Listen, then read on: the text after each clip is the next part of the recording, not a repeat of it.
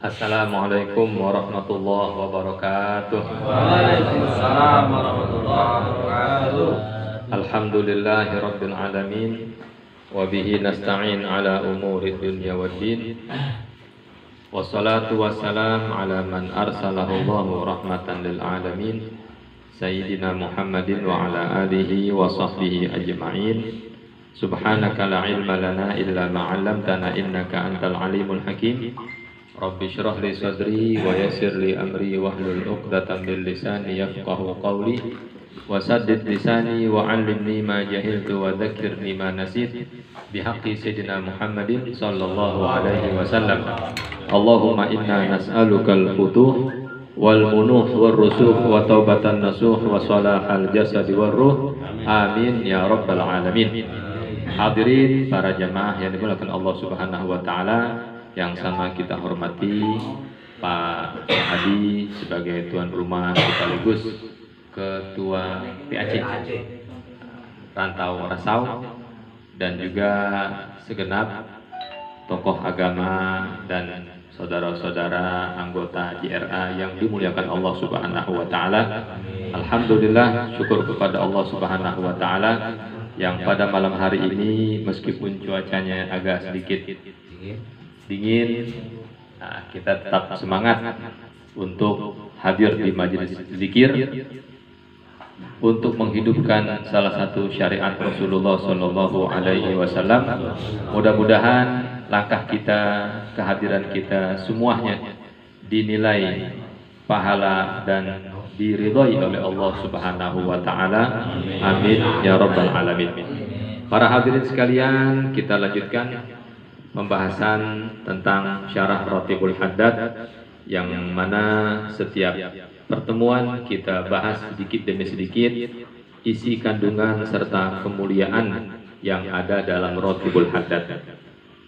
Dalam ratib ini isinya adalah mutiara-mutiara yang tak ternilai harganya, dari bacaan-bacaan yang begitu mulia, termasuk bacaan yang akan kita dengar keterangannya, yaitu bacaan ayatul kursi. Jadi pada beberapa waktu yang lalu kita sudah dengar keterangan betapa hebatnya zikir-zikir yang ada dalam Ratibul Haddad, dari Fatihah dan lain sebagainya. Nah, sekarang kita akan dengar dalam waktu yang berkisar 10 menitan ya, tentang kemuliaan ayatul kursi. Ayat kursi ini, para hadirin, adalah ayat yang sangat populer dan sangat familiar, sering kita baca, bahkan juga sering menjadi amalan rutin kita. Ternyata ayat kursi ini memiliki banyak sekali nama. Kita tahunya cuma ayat kursi doang, padahal ayat kursi itu namanya banyak, ada belasan.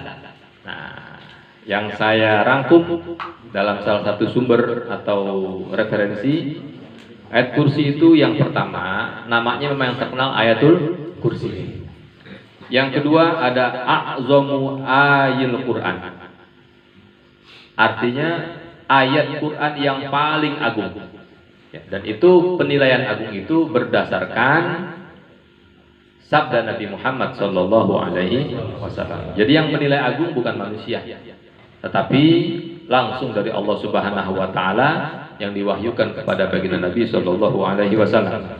Yang ketiga, Sayyidatu Ayil Quran, pemimpinnya ayat-ayat Al-Quran. Dari sekian banyak ayat Al-Quran, yang paling agung ada ayatul kursi. Dari sekian banyak ayat Al-Quran, yang paling utama adalah ayatul kursi. Pemimpinnya adalah ayatul kursi. Yang berikutnya, nama ayat kursi juga adalah Afdalu Ayil Quran, ayat Quran yang paling afdal, yang paling mulia. Yang selanjutnya Asyrafu Ayil Quran, ayat Quran yang paling mulia juga. Ya, kurang lebih itu namanya afdal, ya paling banyak pahalanya kalau dibaca. Asyraf yang paling banyak kemuliaannya. Terus yang keenam, ayat kursi juga dinamakan Dzarwatu Ayil Quran, puncak semua ayat-ayat yang ada di dalam Al-Quran. Jadi kalau digambarkan, diibaratkan ayat-ayat Quran itu seperti gunung, maka yang menempati peringkat paling atas, yang paling tinggi, yang paling puncak adalah ayatul kursi. Jadi nggak salah Habib Abdul Al-Haddad memasukkan zikiran ayat kursi ke dalam Rotibul Haddadnya ini, ya, karena begitu mulianya ayat kursi ini. Nah, nama yang selanjutnya adalah ayatul Fath, yaitu ayat pembuka. Jadi nanti diterangkan, ya insya Allah kalau nanti mau dijelaskan satu persatu, dalam referensi tersebut dijelaskan bahwa seseorang yang ingin mendapatkan futuh dari Allah Subhanahu wa Ta'ala, ingin mendapatkan pembukaan, dibukakan pintu kebaikan, dibukakan pintu rezeki, dibukakan pintu kemudahan, itu salah satu caranya dengan mengamalkan ayatul kursi.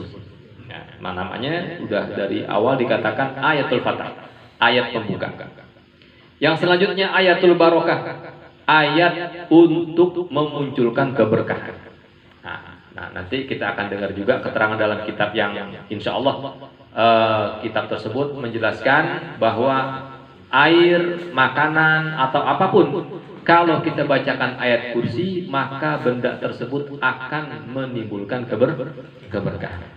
Pantas saja Gus Ama ngajarin kita kalau ruqyah itu bacanya ayat kursi. Nah, ternyata itu rahasianya tuh. Jadi apapun kalau kita bacakan ayat kursi, insya Allah benda tersebut akan memunculkan keberkahan. Selanjutnya ayatul muqaddisah. Ayat kursi ini dikatakan ayat yang menyucikan Allah Subhanahu wa Ta'ala. Karena ya kata baginda Nabi SAW dalam kitab itu, ayat kursi ini beliau lihat bahwa ayat tersebut memiliki lisan. Yang lisan ini dapat berbicara dan pembicaranya adalah mensucikan Allah Subhanahu wa Ta'ala dengan kalimat subhanallah. Itu kan kalimat mensucikan. Ya, maha suci Allah Subhanahu wa Ta'ala. Yang berikutnya, ayat kursi merupakan sifatu wa na'tullah. Ayat yang menjelaskan tentang sifat-sifat Allah Subhanahu wa Ta'ala. Nah, kalau kita nanti belajar, insya Allah akan dijelaskan pada pertemuan-pertemuan selanjutnya bagaimana penerjemahan ayat kursi yang dikatakan di situ Allahu la ilaha illa huwa al-hayyul. Nah, itu kata al-hayyul qayyum adalah sifat Allah Subhanahu wa Ta'ala yang maha hidup dan yang maha mengatur segala urusan hamba-hambanya. Al-hayyul qayyum. Ada Pak Zidin, lupa saya. Lupa menyapa beliau tadi saya. Udah lewat. Lupa Mbah Yai tadi. Udah lah nih. Udah. Udah lah nih. Dia baru enggak Mbah. Direkam lah ini. Oh iya. Online ya, la ilaha illallah. Nah, apalagi ayat selanjutnya adalah ayatut tauhid. Dalam ayat kursi juga dijelaskan tentang sifat-sifat ketauhidan Allah Subhanahu wa Ta'ala. Kita tahu Allahu la ilaha illahu. Nah, itu kalimat la ilaha illahu adalah ungkapan pengesaan kepada Allah Subhanahu wa Ta'ala, meniadakan Tuhan yang patut disembah kecuali Dianya yaitu Allah Subhanahu wa Ta'ala. Nah, nanti akan dijelasin kalau memang waktunya cukup, ya mudah-mudahan satu demi satu akan kita bahas tentang dalil-dalilnya, hadis-hadisnya. Ini sekedar pembukaan dulu. Ayat berikutnya adalah ayatul mustaghitsin. Ini yang nomor 12. Ya, namanya udah 12 tuh. Udah belasan namanya. Kalau orang punya nama banyak, gelaran banyak, berarti orang tersebut punya nilai yang sangat luar biasa. Seperti yang saya singgung di Berbak kemarin, kalau orang punya gelar tukang ruqyah roki, dia guru ngaji, dia penyuluh, dia silat jagoan, dia juga. Apalagi tuh? Semua tukang pijit dia juga. Tukang pijit dia, tukang bekam dia. Toke dia juga. Wah, semuanya ada dia. Itu berarti orang luar biasa.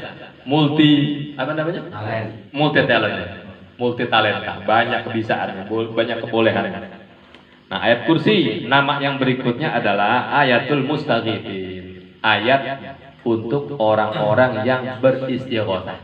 Istighotsah artinya memohon bantuan dari Allah Subhanahu wa taala. Ya, itu nanti akan kita jelasin kalau memang waktunya nanti cukup ketemu ya bagaimana baginda Nabi menjelaskan ayat kursi ini dapat digunakan atau dapat dijadikan wasilah untuk mendapatkan bantuan ketika kita dalam keadaan takut.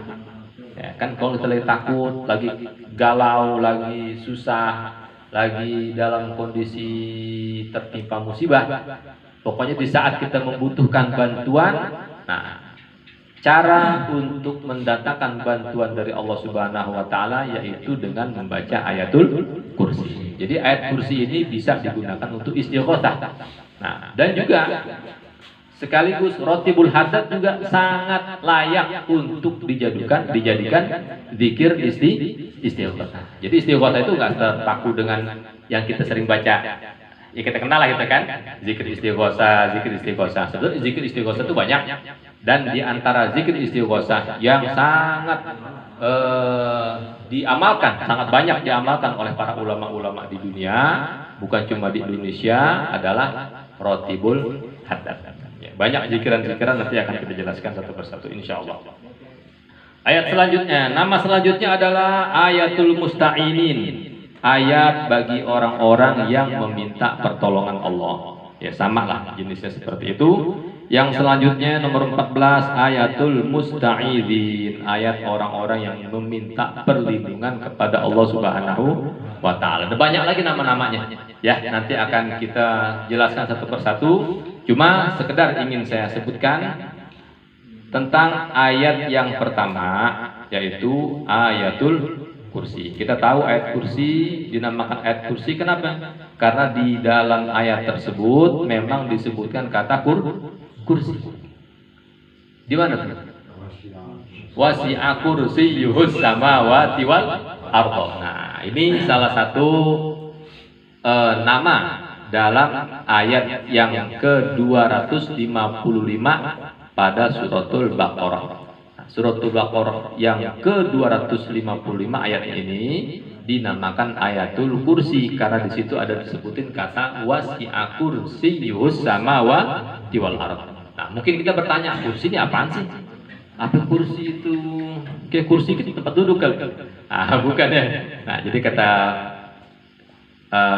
baginda Nabi SAW bahwa kursi itu adalah makhluk Allah Subhanahu wa taala yang sangat-sangat agung. Yang seandainya seluruh bumi dan juga langit yang 7 itu diletakkan di atas kursi, maka gambarannya seperti cincin atau anting yang sangat kecil ketika dilemparkan di padang pasir yang sangat luas. Kita bisa bayangkan tuh, macam mana tuh? Ya, cincin yang kecil kayak gini nih, lemparin ke padang pasir, nggak seberapa tuh kecilnya. Ya Allah, besarnya nggak seberapa. Alangkah kecilnya cincin ini kalau dilemparkan atau anting-anting ketika dilemparkan ke atas hamparan padang pasir yang begitu luas. Nah, di atas kursi ada lagi makhluk Allah Ta'ala yang sangat besar, yang namanya arsy. Nah, arsy ini sama perbandingannya. Ketika kursi diletakkan di atas arsy, di dalam arsy, maka perbandingannya seperti cincin atau anting yang dilemparkan di hamparan padang pasir yang begitu luas. Nah, karena itu ya kita alhamdulillah rutin setiap kali membaca rotibul haddad kita amalkan ayatul kursi, dan ayat kursi ini sangat-sangat dianjurkan dibaca, dijadikan wiridan minimal para hadirin selepas kita sholat 5 waktu kita baca 1 kali ya, itu minimal tuh, karena ini amalan baginda Nabi. Beliau sangat berpesan kepada kita dan ulama-ulama juga banyak mengamalkan. Mereka dapat informasi dari para guru, dari gurunya sampai kepada baginda Nabi bahwa orang yang mengamalkan ayat kursi selepas sholat 5 waktu maka tidak ada penghalang bagi orang tersebut untuk masuk ke dalam surga Allah Subhanahu wa taala melainkan kematian. Setelah dia melewati pintu kematian, maka langsung dia akan dimasukkan ke dalam surga oleh Allah Subhanahu wa taala. Nah, karena itu layak dan sangat-sangat boleh dikatakan wajib lah ya, meskipun nggak hukumnya harus. Kalau kita habis sholat itu jangan sampai tinggalkan membaca ayat kursi. Ayat kursi ini sangat-sangat mulia. Minimal itu kita jadikan wiridan selepas habis sholat 5 waktu, udah baca istighfar, astagfirullah, astagfirullah, astagfirullah 3 kali. Jangan lupa membaca ayatul kursi. Dan mudah-mudahan kalau kita rutin, rajin, istiqomah membaca ayatul kursi, kita akan lihat kemuliaan-kemuliaan yang akan Allah Ta'ala berikan kepada orang-orang yang istiqomah mengamalkan ayatul kursi. Waktunya sudah 10 menit. Mungkin itu aja ya keterangan dari saya. Mudah-mudahan apa yang dijelaskan bermanfaat untuk kita semua. Amin ya rabbal alamin. Insyaallah pada pertemuan selanjutnya akan kita sambung lagi keterangannya. Wallahu a'lam bishawab. Terima kasih atas segala perhatian. Mohon maaf. Wassallallahu ala sayyidina Muhammad wa ala alihi washabihi wasallam. Wassalamualaikum warahmatullahi wabarakatuh.